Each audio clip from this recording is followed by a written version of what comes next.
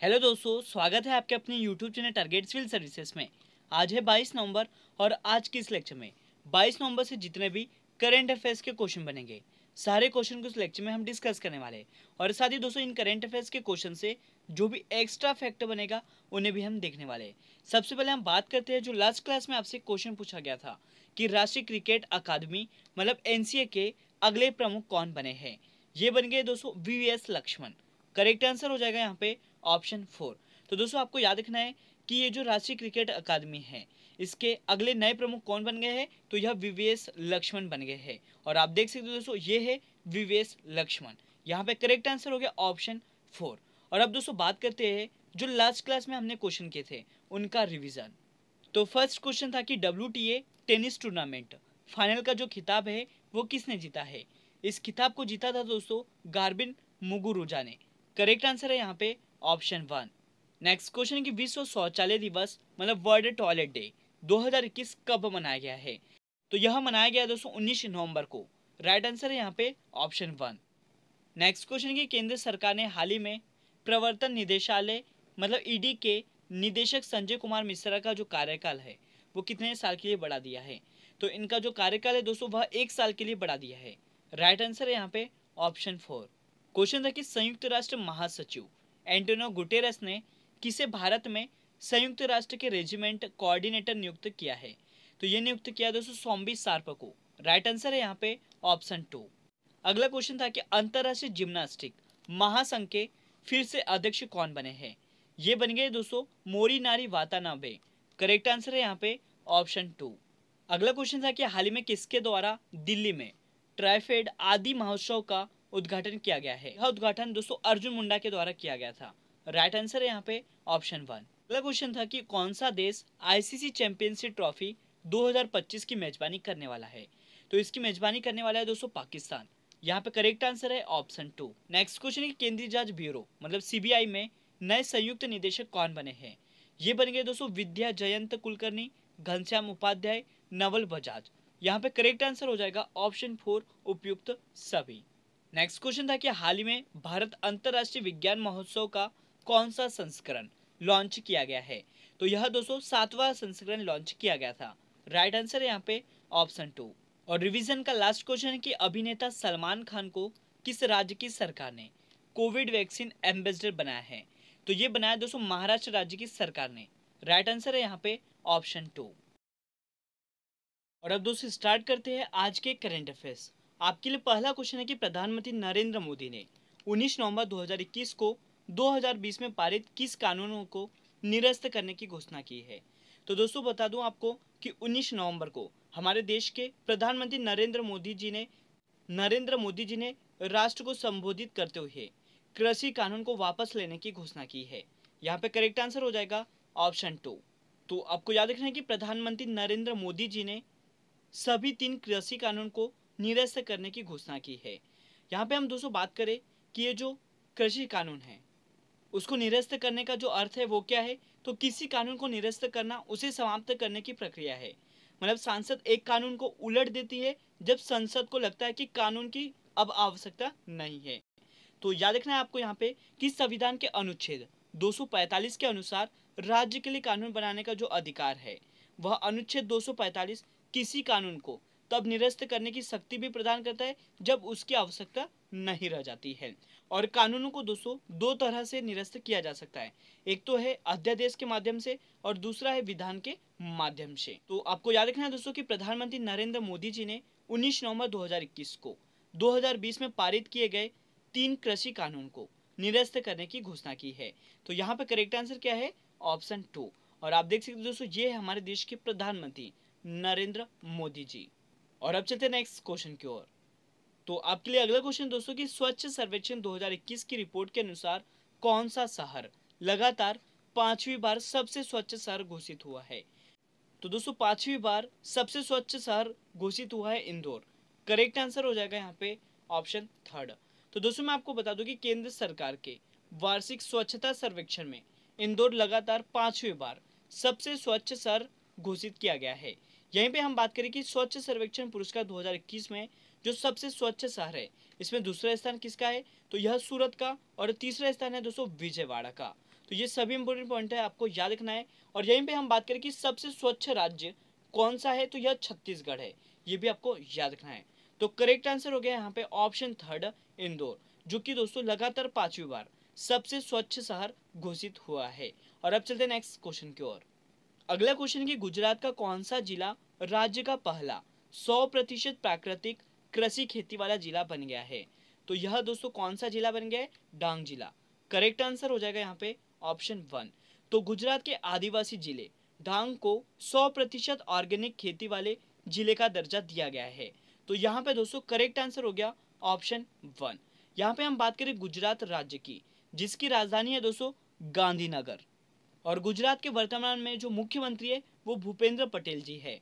और गवर्नर की बात करें दोस्तों तो यह आचार्य देवव्रत है। और गुजरात के जो मुख्य न्यायाधीश है उनका नाम याद रखना है, ये है दोस्तों अरविंद कुमार। तो ये सभी इंपॉर्टेंट पॉइंट है गुजरात से जो आपको याद रखने हैं। गुजरात का डांग जिला राज्य का ऐसा पहला 100% प्राकृतिक कृषि खेती वाला जिला बन गया है। और अब चलते हैं नेक्स्ट क्वेश्चन की ओर। नेक्स्ट क्वेश्चन दोस्तों कि एशियन आर्चरी चैंपियनशिप 2021 का जो आयोजन है वो कहाँ पर हुआ है। तो इसका आयोजन हुआ है दोस्तों ढाका बांग्लादेश में। करेक्ट आंसर हो जाएगा यहाँ पे ऑप्शन थर्ड। तो दोस्तों मैं आपको बता दूं कि ये जो एशियन आर्चरी चैंपियनशिप 2021 है, इसका आयोजन हो रहा है कहाँ पे, तो बांग्लादेश के ढाका में। और इस एशियाई तीरंदाजी चैंपियनशिप में भारत ने दोस्तों 7 पदक जीतकर अपने अभियान का समापन किया है। और ये जो एशियन आर्चरी चैंपियनशिप 2021 है, यह दोस्तों 22वां संस्करण था, ये भी आपको पता होना चाहिए। तो यहाँ पे करेक्ट आंसर हो गया ऑप्शन थर्ड ढाका बांग्लादेश। और अब चलते हैं नेक्स्ट क्वेश्चन की ओर। क्वेश्चन है कि विश्व बाल्य दिवस मतलब वर्ल्ड चिल्ड्रंस डे 2021 कब मनाया गया है। तो दोस्तों मैं आपको बता दूं कि ये जो वर्ल्ड चिल्ड्रंस डे है यह प्रतिवर्ष 20 नवंबर को मनाया जाता है। राइट आंसर क्या हो गया यहाँ पे ऑप्शन 2। और यहाँ पे दोस्तों इस वर्ष की जो थीम है वो भी आपको याद रखना है। तो यह है दोस्तों प्रत्येक बच्चे के लिए एक बेहतर भविष्य, मतलब a better future for every child. ये इस वर्ष की थीम आपको याद रखना है। तो विश्व भर में बच्चों के बीच अंतर्राष्ट्रीय एकजुटता जागरूकता को बढ़ावा देने और बच्चों के कल्याण में सुधार के लिए प्रतिवर्ष दोस्तों 20 नवंबर को याद रखना है आपको, प्रतिवर्ष 20 नवंबर को सार्वभौमिक विश्व बाल्य दिवस मनाया जाता है। और राष्ट्रीय बाल दिवस दोस्तों प्रतिवर्ष 14 नवंबर को मनाया जाता है, ये भी आपको याद रखना है। तो यहाँ पे करेक्ट आंसर क्या हो गया ऑप्शन 2 20 नवंबर। मतलब वर्ल्ड चिल्ड्रंस डे कब मनाया जाता है, तो यह 20 नवंबर को। और चिल्ड्रंस डे मतलब नेशनल चिल्ड्रंस डे कब मनाया जाता है, तो यह 14 नवंबर को। और अब चलते हैं नेक्स्ट क्वेश्चन की ओर। नेक्स्ट क्वेश्चन है कि हाल ही में किस स्थान पर दुनिया की सबसे ऊंची मोटर योग्य सड़क का निर्माण किया गया है। तो यह निर्माण किया है दोस्तों लद्दाख में। राइट आंसर है यहाँ पे ऑप्शन 4। तो मैं आपको बता दूं कि दुनिया की सबसे ऊंची मोटर योग्य सड़क बनाने पर बीआरओ को गिनीज वर्ल्ड रिकॉर्ड का प्रमाण पत्र मिला है। दोस्तों ये जो बीआरओ मतलब सीमा सड़क संगठन है, इसे केंद्र शासित प्रदेश लद्दाख में 19,024 फीट मतलब 0.73 इंच उमलिंगना दर्रे से गुजरने वाली दुनिया की सबसे ऊंची मोटर योग्य सड़क का निर्माण। साथ ही दोस्तों इसको ब्लैक टॉपिंग के लिए गिनीज वर्ल्ड रिकॉर्ड भी मिला है। तो यहाँ पे करेक्ट आंसर क्या हो गया ऑप्शन 4 लद्दाख। तो लद्दाख दोस्तों एक केंद्र शासित प्रदेश है जिसमें 2 डिस्ट्रिक्ट है। कौन कौन से, एक है लेह और दूसरा है कारगिल। और यहाँ पे दोस्तों मैं आपको बता दूं कि लद्दाख के जो वर्तमान में लेफ्टिनेंट गवर्नर है उनका नाम क्या है, तो यह राधा कृष्ण माथुर है, ये भी आपको याद रखना है। और अब चलते हैं नेक्स्ट क्वेश्चन की ओर। और आपके लिए अगला क्वेश्चन है कि त्रिपक्षीय नौसेना अभ्यास सिटमैक्स 21 किन देशों की नौसेना के बीच आयोजित हुआ है। तो इसका जो आयोजन है दोस्तों वह अंडमान सागर में भारत, सिंगापुर और थाईलैंड के बीच त्रिपक्षीय समुद्री अभ्यास सिटमैक्स 21 का तीसरा संस्करण आयोजित किया है। तो यहाँ पे करेक्ट आंसर क्या हो जाएगा ऑप्शन 4।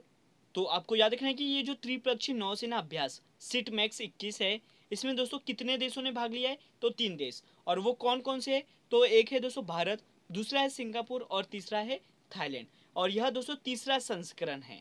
और इसमें भारतीय नौसेना का स्वदेश निर्मित मिसाइल कार्बेट आईएनएस कर्मक ने भाग लिया है। तो दोस्तों आपको याद रखना है। और साथ ही मैं आपको बता दूं कि यह जो आयोजन स्थल है यह कहाँ पर है दोस्तों, तो अंडमान सागर में है। तो याद रखना है आपको, यहाँ पे करेक्ट आंसर क्या हो गया ऑप्शन 4। और अब चलते हैं नेक्स्ट क्वेश्चन की ओर। क्वेश्चन है दोस्तों कि आईपीएफ स्मार्ट पुलिसिंग इंडेक्स 2021 में किस राज्य की पुलिस शीर्ष स्थान पर रही है। तो शीर्ष स्थान पर रहने वाली जो राज्य की पुलिस है दोस्तों वो कौन सी है, तो यह है दोस्तों आंध्र प्रदेश। यहाँ पे करेक्ट आंसर हो जाएगा ऑप्शन 4। तो इंडियन पुलिस फाउंडेशन 2021 की रिपोर्ट में आंध्र प्रदेश की पुलिस पहले स्थान पर रही है। और यहीं पे दोस्तों हम बात करें टॉप 3 स्टेट की, तो फर्स्ट पर है दोस्तों आंध्र प्रदेश, सेकंड पर है तेलंगाना और थर्ड पर है दोस्तों असम राज्य। तो ये आपको याद रखना है। और साथ ही दोस्तों यहाँ पे हम बात कर ले कि जो IPF स्मार्ट पुलिसिंग इंडेक्स है, इसमें सबसे नीचे बिहार, उत्तर प्रदेश, छत्तीसगढ़, झारखंड और पंजाब है। अब चलते हैं दोस्तों आज के लास्ट क्वेश्चन की ओर। क्वेश्चन है आपके लिए कि वैश्विक रिश्वतखोरी सूची 2021 में भारत किस स्थान पर रहा है। तो इस इंडेक्स में दोस्तों भारत की जो रैंक है वो 82वीं है। यहाँ पे करेक्ट आंसर हो जाएगा ऑप्शन 2। यहाँ पे हम दोस्तों बात करें कि ये जो विश्व रिश्वतखोरी सूची है, इसमें टॉप 3 कंट्री कौन कौन सी है। तो फर्स्ट पर है दोस्तों डेनमार्क, सेकंड पर है नॉर्वे और थर्ड पर है स्वीडन। याद रखना है आपको कि फर्स्ट पर डेनमार्क है, सेकंड पर है नॉर्वे और थर्ड पर है स्वीडन। तो विश्व रिश्वतखोरी सूची में भारत का जो रैंक है वो कौन सा है, तो यह 282वां है। तो व्यापार रिश्वत जोखिम को आंकने वाले वैश्विक इंडेक्स में इस वर्ष भारत 5 पायदान नीचे खिसक कर 82वें स्थान पर आ गया है। दोस्तों पिछले साल इसकी जो रैंक थी, मतलब हमारे देश भारत की थी, वह रैंक कौन सी थी, तो यह 77वीं थी। और इस वर्ष कितनी हो गई है, तो यह 82वीं हो गई है। तो यहाँ अब दोस्तों बात करते हैं आज के क्वेश्चन ऑफ द डे की। तो आज का जो क्वेश्चन है आपके लिए कि ICC की तरफ से अक्टूबर 2021 के लिए किसे सर्वश्रेष्ठ पुरुष क्रिकेटर एवं सर्वश्रेष्ठ महिला क्रिकेटर चुना है। तो इसका सही जवाब आपको कमेंट सेक्शन में देना है। तो दोस्तों आज का लेक्चर यहीं पर एंड होता है। अगर आपको हमारा लेक्चर अच्छा लगा हो तो इसे लाइक करिए, शेयर करिए। अगर आप इस चैनल पर नए हो तो इसे सब्सक्राइब भी जरूर कर ले। Thank you so much guys for watching this video. Bye bye, take care.